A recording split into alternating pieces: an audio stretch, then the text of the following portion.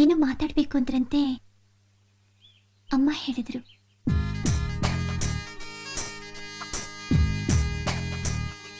I dash you ಅಂದ್ರೆ I love you ಅಲ್ಲ?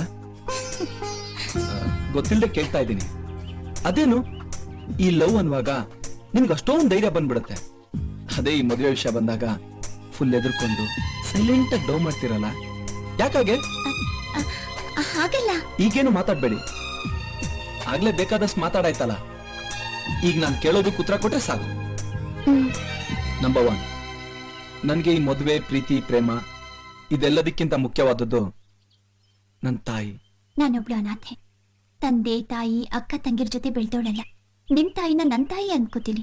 ಅವ್ರನ್ನ ನಿಮ್ಮನ್ನ ಪ್ರೀತಿಯಿಂದ ನೋಡ್ಕೋತೀನಿ. ನಂಬರ್ 2, ನಾನೊಬ್ಬ ನಂಬರ್ 1 ಪ್ರೊಫೆಷನಲ್ ಸಿಂಗರ್ ಇರ್ಬೋದು. ಈ ಪಾಪ್ಯುಲಾರಿಟಿ ಅನ್ನೋದು ಯಾವತ್ತೂ ಹೀಗೆ ಇರುತ್ತೆ ಅಂತ ಹೇಳೋಕ್ಕಾಗಲ್ಲ.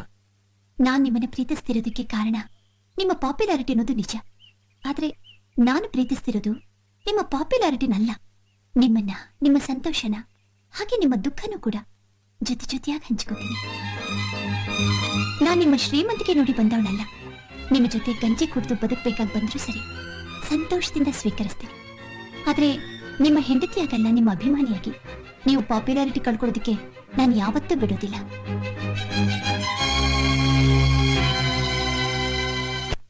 ಋಷಭ, ಮಿಥುನ. ನೋಡಮ್ಮ, ನವೆಂಬರ್ 15, 25, ಡಿಸೆಂಬರ್ 6 3 ಮುಹೂರ್ತ ಇದೆ. 3 ಚೆನ್ನಾಗಿದೆ.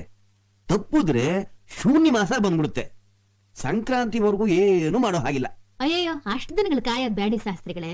ಈಗೇನ್ ನೀವು ದಿನಗಳು ಕೊಟ್ಟಿದ್ರಲ್ಲ, ನನ್ ಮಗ ಬತ್ತಿದ್ದಂಗೆ ಅದ್ರಾಗೆ ಒಂದಿನ ಫಿಕ್ಸ್ ಮಾಡ್ಬಿಡಣ. ಹಾಗೆ ಆಗ್ಲ. ಬಂದ್ರು ಬಾರ ಮಗ, ಬಾ ಬಾ.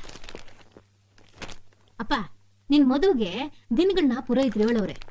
ಅದ್ರಾಗ ನಿನ್ಗೆ ಯಾವ್ದು ಅನುಕೂಲ ಆಯ್ತದೋ ನೀನೇ ಹೊಸಿ ನೋಡಿ ಹೇಳ್ಬಿಡು. ಅವ, ನೀನ್ ಯೋಚನೆ ಮಾಡಿ ಒಂದು ತೀರ್ಮಾನ ತಗೋ. ನೀನ್ ಹೆಂಗ್ ಹೇಳ್ತೀಯ ಹಾಗೆ. ನವೆಂಬರ್ 15 ಇಟ್ಕೊಳ್ಳಿ. ಲಗ್ನ ಚೆನ್ನಾಗಿದೆ.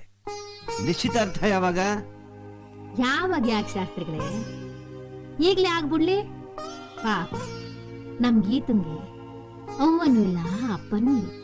ನಮ್ಮನೇಲೆ ನಮ್ ಮಗ ಇದ್ದಂಗ ಅವಳೆ. ಇನ್ ಯಾರ್ಗೆ ಅಂತ ನಿಶ್ಚಿತಾರ್ಥ ಮಾಡ್ಬೇಕು ನಾವು? ಅಲ್ಲವ್ರ ಬೇಕು ಅಂದ್ರೆ ಈಗ್ಲೇ ಇಬ್ರು ಒಂದೊಂದು ಉಂಗ್ರ ಬದಲಾಯಿಸ್ಕೊಂಡ್ಬಿಡ್ಲಿ ಶಾಸ್ತ್ರಕ್ಕೆ ಅಂತ. ಶುಭಶ್ಯ ಶೀಘ್ರಂ. ಉಂಗ್ರ ತೊಡಸ್ಲಿ, ಆಶೀರ್ವಾದ ಮಾಡ್ಬಿಡ್ತೀನಿ.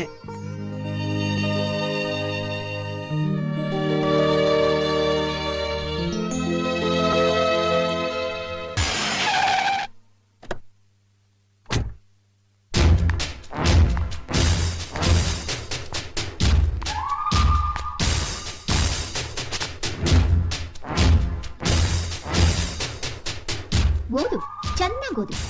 ಅಭಿಮಾನಿಯನ್ನೇ ಮದುವೆ ಆಗುತ್ತಿರುವ ಆನಂದ್. ಆ ಅಭಿಮಾನಿ ನಾನೇ, ನಿನ್ ಮಗಳು.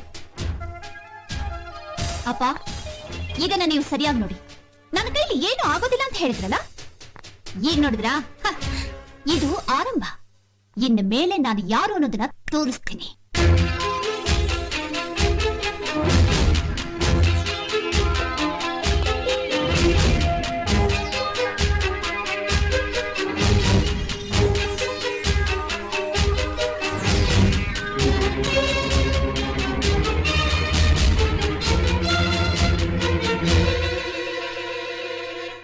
ಇನ್ನು ಮುಂದೆ ಆನಂದ್ ಎಲ್ಲ ಕ್ಯಾಸೆಟ್ ಕಂಪನಿಗಳಿಗೂ ಹಾಡ್ತಾರೆ, ನಿಮ್ಮ ಕಂಪನಿಗೂ ಹಾಡ್ತಾರೆ ಅಂತ ತಿಳಿಸೋ ಕರೆಸ್ತೆ.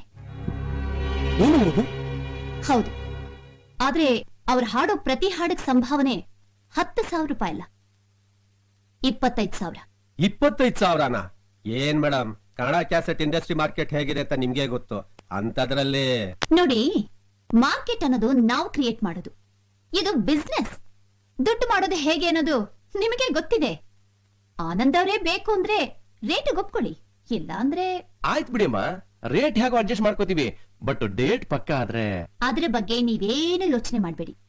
ಇನ್ನು ಮುಂದೆ ಅವರ ಡೇಟ್ಸ್ನೆಲ್ಲ ನಾನೇ ಮ್ಯಾನೇಜ್ ಮಾಡ್ತೀನಿ. ಮುಖ್ಯವಾದದ್ದು money. When money comes forward, everything goes backward. Geeta ಅವ್ರೆ, ನೀವ್ ಇಂಥವ್ರನ್ನೆಲ್ಲ ಯಾಕೆ ಕರೆಸ್ತೀರಾ? ಕ್ಯಾಸೆಟ್ ಇಂಡಸ್ಟ್ರಿಯಲ್ಲಿ ಡೂಪ್ಲಿಕೇಟ್ ಕ್ಯಾಸೆಟ್ ಮಾಡೋರೇ ಇವರೆಲ್ಲ ಒಳ್ಳೆ ಜನ ಅಲ್ಲ. ನೋಡ್ ತಿಪ್ಪೇಸ್ವಾಮಿ, ಈ ಪ್ರಪಂಚದಲ್ಲಿ ಯಾರು ಪರ್ಮನೆಂಟ್ ಒಳ್ಳೆಯವರು ಅಲ್ಲ, ಪರ್ಮನೆಂಟ್ ಕೆಟ್ಟವರು ಅಲ್ಲ. ನಾವು ನೋಡ್ಬೇಕಾಗಿರೋದು ನಮಗೆ ಯಾರಿಂದ ಲಾಭ ಬರುತ್ತೆ ಅನ್ನೋದು ಮಾತ್ರ.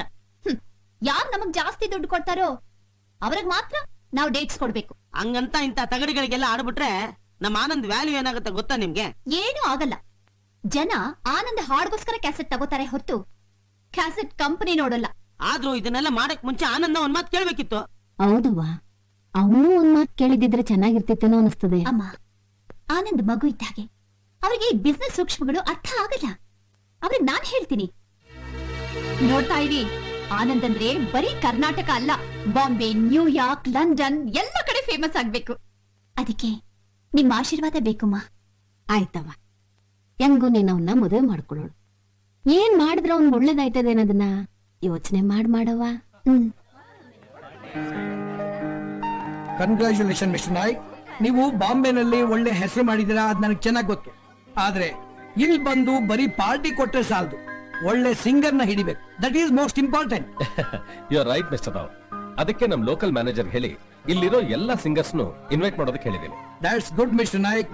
ಆದ್ರೆ ಹೇಗಾದ್ರೂ ಮಾಡಿ ಆನಂದನ ಕರೆಸಿ ನಿಮ್ ಜೊತೆ ಅಗ್ರಿಮೆಂಟ್ ಮಾಡ್ಕೊಳ್ಳಿ. He is the number 1 singer. ಹೌದು ಸರ್, ನಾನು ಅವ್ರ ಬಗ್ಗೆ ತುಂಬಾ ಕೇಳಿದ್ದೇನೆ. ವಿನೋದ್, ಮಿಸ್ಟರ್ ಆನಂದ್ ಅವ್ರನ್ನ ಇನ್ವೈಟ್ ಮಾಡಿದೀನಿ sir. He is expected any moment. No no no no no more ನಾಟಕ. ಪ್ಲೀಸ್ ಸರ್, ಆನಂದ್ ಬಂದ್ರು. ಸರಿ ಗುರು. ನೋಡಿದ್ರ ಮಿಸ್ಟರ್ ನಾಯ್ಕ್, ಇಂಡಸ್ಟ್ರಿ ಸರ್ಕಲ್ ನಲ್ಲೇ ಆನಂದ್ಗೆ ಎಷ್ಟೊಂದು ಕ್ರೇಜ್ ಇದೆ ಅಂತ.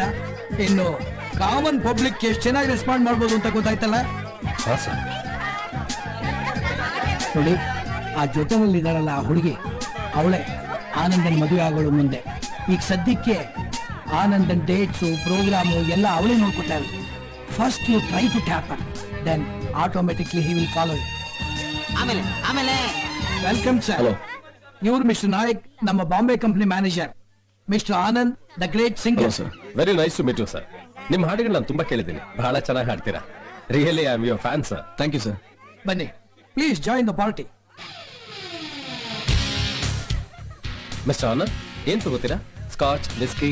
ಇಲ್ಲ ಸರ್, ನನ್ಗೆ ಅಭ್ಯಾಸ ಇಲ್ಲ. ಓಹೋ, ಕಮಾನ್ ಸರ್. ನಿಮ್ಮಂತ ಗ್ರೇಟ್ ಸಿಂಗರ್ ಗಳಿಗೆ ಈ ಹ್ಯಾಬಿಟ್ ಎಲ್ಲ ಇಲ್ಲ ಅಂತಂದ್ರೆ ಪ್ರೆಸೆಂಟ್ ಹೈ ಸೊಸೈಟಿನಲ್ಲಿ ಮಿಂಗಲ್ ಆಗೋದು ಬಹಳ ಕಷ್ಟ ಆಗುತ್ತೆ. ಪರವಾಗಿಲ್ಲ, ತಗೊಳ್ಳಿ ಆನಂದ್. ಅವ್ರಷ್ಟು ಹೇಳ್ತಿದ್ದಾರೆ, ಬೇಡ ಅಂದ್ರೆ ಚೆನ್ನಾಗಿರಲ್ಲ. At least juice, cool drinks. Juice ಕುಡಿ.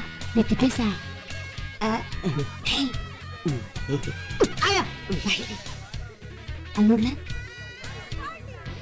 ಎಲ್ಲರೂ ಕೊಯ್ಯೋದು ಗಾಜನ್ ಗಳ ಸಿಡ್ಕೊಂಡು ಚಪ್ ಚಪ್ಪರಿಸ್ಕೊಂಡು ಕುಡಿತಾವ್ರಲ್ಲ, ಏನದು? ಅವದು ನಮ್ಮೂರಲ್ಲಿ ಸೇಂದಿ ಇಲ್ವಾ, ಅದೇ ತರ ಇದು ಬ್ರಿಟಿಷರ ಸೇಂದಿ. ಕಲರ್ ಕಲರ್ ಆಗಿದೆ, ಕುಡಿತಾವ್ರೆ. ನಿನಗೆ ತಂದ್ಕೊಟ್ಲಾ? ಹೋಗ್ತಾ ತೊಟ್ಟಿರೋ ತಿಪ್ಪೆಲ್ಲ ಹೋಗಿ ಬೀಳ್ಬೇಕು. ತಿಪ್ಪೆ ನನ್ ಮಗನೇ. ವಾವ್, ಮಜ್ಜಿಗೆ ಏನಾರು ತಂದ್ಕೊಡ್ಲಾ ಅಂದೆ. ಮಜ್ಜಿಗೆ ಬೇಡಕ್ಕನ, ಇಲ್ಲಿ ನರವಸಿ ರಾಗಿ ಅಂಬ್ಲಿದ್ರೆ ರಾಗಿ ಅಂಬ್ಲಿನ ಬೇಡ ಬಿಡ ಹೋಗ್ಲಿ. ಇದು ನಮ್ ತಿಪ್ಪುರ್ದು ಕೆಂಡ ಎಳ್ಳಿರೋದ್ರೆ ನೋಡಪ್ಪ. ಅಯ್ಯೋ ಅವ್ವ, ಅದೆಲ್ಲ ಇಲ್ಲೆಲ್ಲ ಸಿಗುತ್ತೆ. ನಂಗೆ ಹಳ್ಳಿದ ಬೇಕು, ಹೋಗಪ್ಪ. ನಮ್ಗೆ ಇದೆಲ್ಲ ಸೇರೋಕಿಲ್ಲ, ಸುರೋಗಕ್ಕಿಲ್ಲ. ಹೋಗು. ರಾಗಿ ಅಂಬ್ಲಿ ಎಲ್ಲ ಹುಡ್ಕೋದು. ಒಂದ್ ನಿಮಿಷ, ನೀವು ಬೇರೆ ತಗೊಳ್ಳಿ. Thank you. ಕುಡಿಬೇಡ ಕಣಪ್ಪ ಅದನ್ನ. ನೀನು ಇಲ್ಲಿ ಇದನ್ ಕುಡಿಬಾರ್ದು ಕಣಪ್ಪ, ನಿಂಗ್ ನೆಗಡಿ ಆಯ್ತದೆ. ಎಳ್ನೀರ್ಗೆ ಹೇಳಿದೀನಿ, ಎಳ್ನೀರ್ ಕುಡಿವಂತೆ. ಇದನ್ ಕುಡಿಬಾರ್ದು, ಗಂಟ್ಲು ಕಟ್ಕತ್ತದೆ.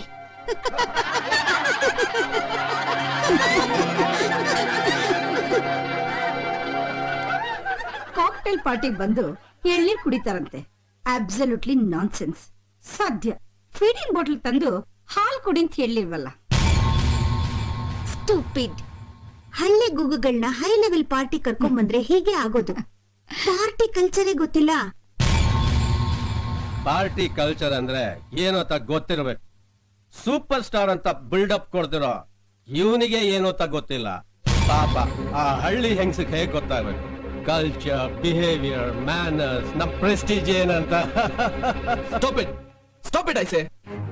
ಕಲ್ಚರ್, ಬಿಹೇವಿಯರ್, ಮ್ಯಾನರ್ಸ್ ಇದ್ರ ಬಗ್ಗೆ ಮಾತಾಡ್ತಿರೋ ನಿಮ್ಗೆ ಮ್ಯಾನರ್ಸ್ ಇದೆಯೇನ್ರಿ? ನಿಮ್ ಬಿಹೇವಿಯರ್ ಸರಿಯಾಗಿದೇನ್ರಿ? ಗಂಡ, ಹೆಂಡತಿ, ಮಕ್ಕಳು ಅನ್ನೋ ಭೇದ ಭಾವ ಇಲ್ಲದೆ ಎಲ್ರು ಒಟ್ಟಿಗೆ ಸೇರ್ಕೊಂಡ್ ಕುಡಿಯೋದು ಒಂದ್ ಕಲ್ಚರ? ಯಾವ ಕಲ್ಮಶನೂ ಇಲ್ಲದೆ ಇನ್ನೋಸೆಂಟ್ ಆಗಿ ಮಾತಾಡಿದ್ ನಮ್ ತಾಯಿ ನಿಮ್ ದೃಷ್ಟಿಲಿ ಕಲ್ಚರ್ ಇಲ್ದೇ ಇರೋಳು ಅಂತೀರಾ? ವಯಸ್ಸಾದವರು, ಹಿರಿಯರು ಅನ್ನೋ ದೃಷ್ಟಿಲಾದ್ರೂ ಅವ್ರಿಗೆ ಇನ್ಸಲ್ಟ್ ಮಾಡಬಾರ್ದು ಅನ್ನೋ ಮ್ಯಾನರ್ಸ್ ಇಲ್ದಿರೋ ನೀವು ಕಲ್ಚರ್ ಬಗ್ಗೆ ಮಾತಾಡ್ತಾ ಇದ್ದೀರಾ? ಈ ರೀತಿ ಅನ್ಕಲ್ಚರ್ ಬಿಹೇವ್ ಮಾಡ್ತಿರೋ ನಿಮ್ಮಂತವ್ರ ಜೊತೆ ಪಾರ್ಟಿ ಮಾಡೋದ್ ಕೂಡ ಮುಟ್ಟಾಳ್ತಾನ ಅಂತ ನಾನು ತಿಳ್ಕೊತೀನಿ. ಬಾಬಾ ಹೋಗೋಣ, ಇದು ನಮ್ಮಂತವ್ರು ಬರೋ ಜಾಗಗಳಲ್ಲ. ಬಾ ಸರ್, ಪ್ಲೀಸ್ ಸರ್ ನಿಂತ್ಕೊಳ್ಳಿ, ನನ್ನ ಮಾತು ಕೇಳಿ sir. Sir please sir, sir sir ನನ್ನ ಮಾತು ಕೇಳಿ.